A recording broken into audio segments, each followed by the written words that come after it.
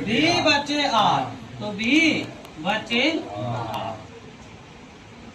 इस आर को ऊपर फेंक दीजिए तो ई माइनस बी बचे बी। एक फॉर्मूला आपका ये भी बन गया। यहाँ से हमने 2 फॉर्मूला निकाल लिया। अच्छा, अब आगे हम कहेंगे क्या सोचते, इसको नीचे कर दो,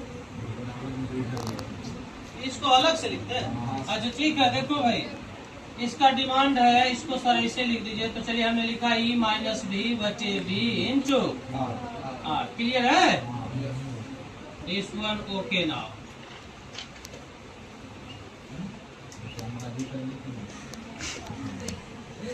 अब सवाल उठता है कि सर हम टर्मिनल वोल्टेज को कैसे पकड़ेंगे? टर्मिनल वोल्टेज और इलेक्ट्रोमोटिव फोर्स, इलेक्ट्रोमोटिव फोर्स को कैसे पकड़ेंगे? मतलब समझ रहे हो बबुआ? ये टर्मिनल वोल्टेज है।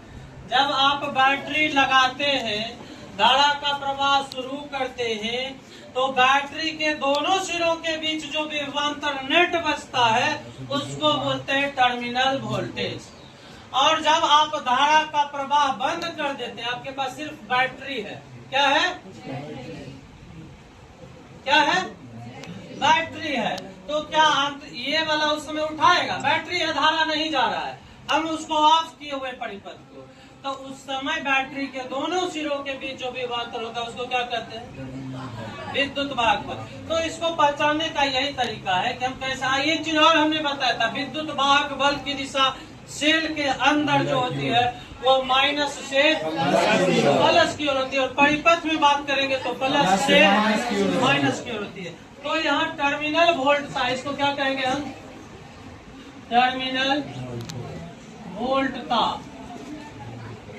और विद्युत वाहक बल की पहचान यदि हमको करना है तो इस संदर्भ में हम क्या लिख सकते हैं? देखिए, कहेंगे क्या कहेंगे इसमें? यदि सेल या बैटरी काम में आ रही हो, यदि सेल या बैटरी काम में आ रही हो, तो सेल के दोनों सिरों के बीच विभवांतर जो होगा उसको कहते हैं टर्मिनल वोल्टता। टर्मिनल वोल्टता। तो लिखेंगे यदि सेल या बैटरी काम में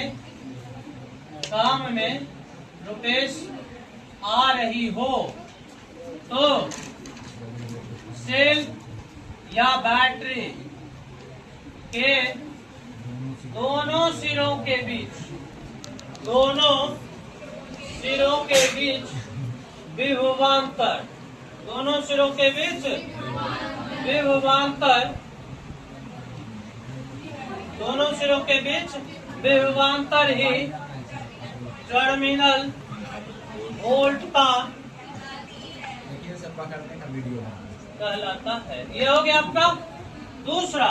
यदि सेल या बैटरी काम में नहीं आ रही, देखिए इसको ध्यान से, यदि सेल या बैटरी काम में नहीं आ रही हो,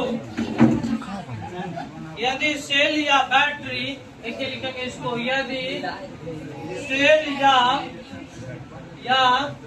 बैटरी काम में नहीं आ रही हो, तो सेल या बैटरी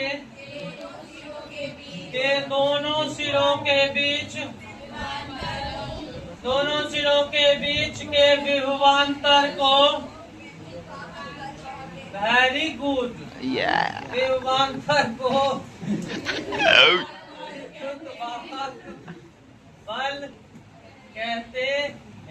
इस तरह से आसानी से आप पकड़ लीजिएगा कहाँ पर आपका क्या है, टर्मिनल वोल्टता है, और कहाँ पे आपका निशांत कुमार है। नीतीश कुमार के बेटा को देखते हो ना, निशांत कुमार के नहीं चिंते हो? स्वास्थ्य मंत्री हैं, और खुद अस्वस्थ रहते हैं, पैजामा उठा के चलते हैं ऐसे।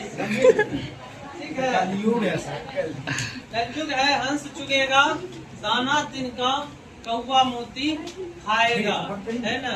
बढ़िया आदमी जो है बेरोजगार रह जाता है और होते वो सीएम बने, मालूम है उनके मंत्रिमंडल में, है ना, कोई पीएचडी है, कोई ग्रेजुएट है, कोई बीएससी है, कोई आईएएस है, कोई आईपीएस है, सभी पढ़े लिखे लोग हैं। कोई भी यहाँ की तरह नहीं है मैट्रिक फाइल, सतमा फाइल, 500 केस है, किसी पर 400 केस है, कोई खाते खाते मर्डर कर दिया फिर खाना खा रहा है। ऐसे ऐसे लोग मंत्रिमंडल में शामिल नहीं है, सभी पढ़े लिखे लोग हैं। और ऐसे लोग जहाँ शामिल होंगे तो निश्चित रूप से वो क्या होगा, उस राज्य का, उस देश का विकास होगा। बात समझ रहे हो ना, है ना। तो तुम लोग कोशिश करना कि नेता या मंत्री बनने का, ताकि कुछ विकास कर सको इस देश का, क्योंकि सब गड़बड़ हो गया। जरूर देंगे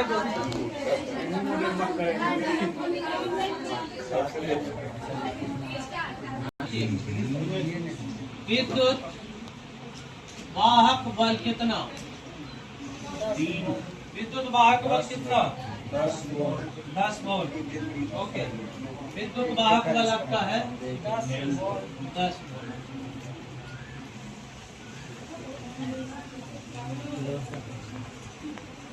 विद्युत वाहक बल कितना है 10।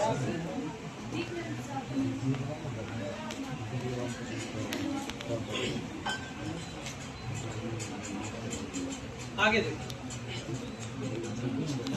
आंतरिक प्रतिरोध कितना,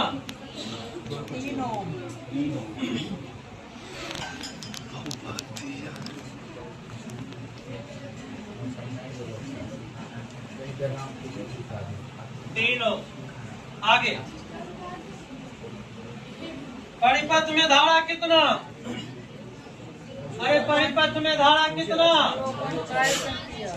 0.5 एम्पियर। देखो ध्यान दो इधर, 0.5 एम्पियर। तो कहता है बाह्य प्रतिरोध का मान क्या होगा, बाह्य प्रतिरोध कैपिटल आर पूछ रहा है, वाट। ये दिया हुआ तापमान स्मॉल आर में हो, ये कहा क्या रहा है सो देखिए।